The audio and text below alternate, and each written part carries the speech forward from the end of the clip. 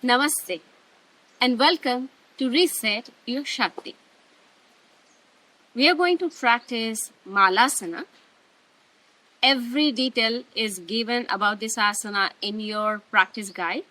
This is the practical session where I'm going to demonstrate how to perform this asana for better understanding. So for Malasana, this asana is done in sitting position, and for this we are going to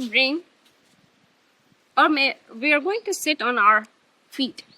From here, make sure that your feet are pointing 45 degrees and your elbows are pressing against your thighs. Hands are in Namaskara position. Your spine is straight. You're not slouching down. Straight. Chin little bit lifted up. Breathe in and out. Breathe in and out. Hold it as much as possible.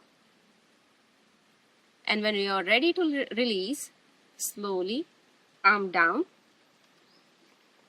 Bring your feet in sitting and bring yourself in any meditative asana. Happy practicing.